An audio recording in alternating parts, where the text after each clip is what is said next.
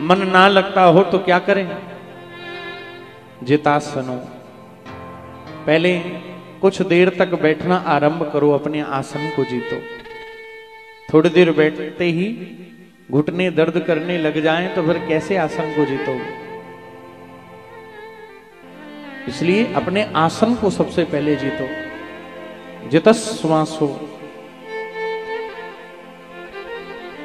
रोचक, पूरक, कुंभक, अनुलोम विलोम, योग और योगा। हमारे यहां तो अष्टांग योग का वर्णन है, बस उसमें अकार और लगा दिया तो योगा हो गया। योग और योगा दोनों को जोड़ दें तो बंधुओं, इन श्वासों पर अपना मन केंद्रित किया जा सकता है। प्रत्येक श्वास में हरि का नाम लिया जा सकता है। जित संगो, अपनी संगति को जीतो। आप किन लोगों का संग कर रहे हो, साथी संगी उसी को बनाना जो आपको सही सलाह दे। सलाहकार यदि शकुनी जैसा हो जाएगा तो सब बर्बाद, और सलाहकार यदि गोविंद जैसा हो जाएगा जैसे अर्जुन को प्राप्त हुए, तो संग और सलाह ये दो सवर जाएं तो अपने आप गोविंद के चरणों में मन लगना आरंभ हो जाएगा। जितेंद्रियः, इंद्रियों को वश में करने के लिए आहार शुद्धि करिए। मन को गोविंद में लगाओ तो ये इंद्रियां भी अपने आप। इन आंखों को जब कुछ और देखने का अभ्यास पड़ जाए तो इनको कहो कि गोविंद को निहारो। इन कानों को कुछ और सुनने का मन करे तो इससे इन कानों से भगवान की कथा का गुणगान सुनवाओ। मुख से हरि प्रसाद पाओ, वाणी से हरि गुण गाओ। दोनों हाथ जुड़े हों और धीरे धीरे मन लगेगा, कैसे नहीं, मन अपने आप लगेगा। और फिर क्या है, फिर एक चीज अपने आप स्वतः होगी। जिस गोविंद को आप बाहर खोज रहे होते हो ना, वो गोविंद आपके चित्त में आविराजमान होते। स्थूले भगवते रूपे मनः संधारयेद्य, मन में गोविंद आविराजते हैं। ये बड़ा सरल माध्यम है, इससे ज्यादा और कठिन अष्टांग योग कैसे करोगे? धारणा, ध्यान, समाधि तक कैसे पहुंचोगे? ये पहुंचना बड़ा कठिन है। यम, नियम, आसन, प्राणाहार, प्रत्याहार आदि, इन सबसे ही आरंभ करो ना।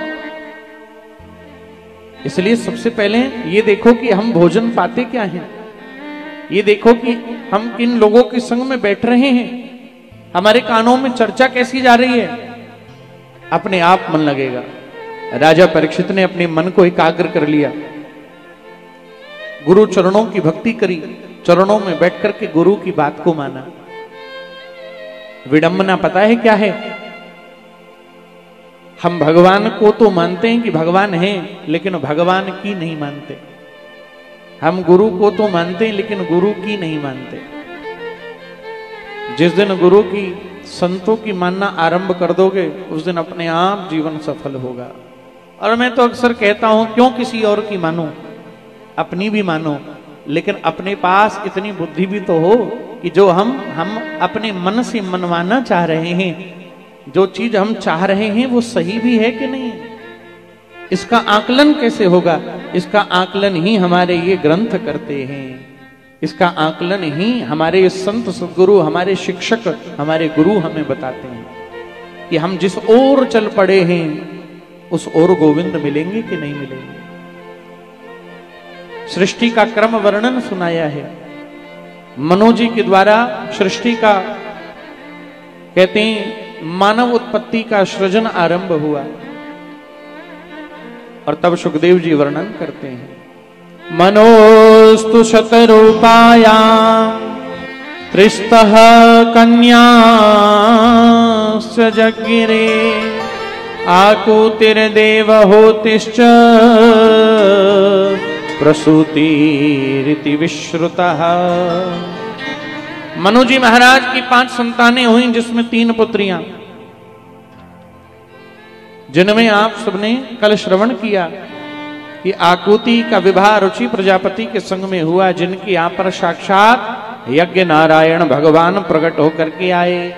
बोलिए यज्ञ नारायण भगवान की जय। जिनका विवाह दक्षिणा के संग में हुआ, इसलिए संत कहते हैं, शास्त्र कहते हैं कि आप यज्ञ करते हो ना, लेकिन यज्ञ के बाद में यज्ञाचार्य जी को दक्षिणा दी जाती है। आप ब्राह्मण को, संत को, बंधुओं 56 भोग पवाओ, सोने के पात्र में पवाओ, लेकिन भोजन के उपरांत दक्षिणा ना हो, द्रव्य ना हो, तो वो भोजन अधूरा है। कहने का अर्थ क्या है?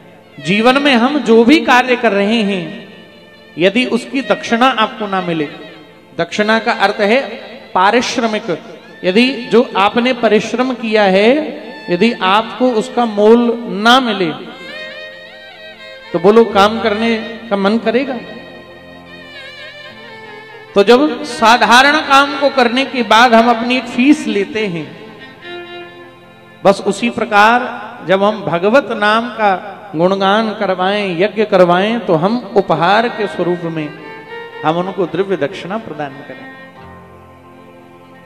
तो यज्ञ दक्षिणा के संग ही पूर्ण माना जाता है। प्रेम से बोलो राधे राधे।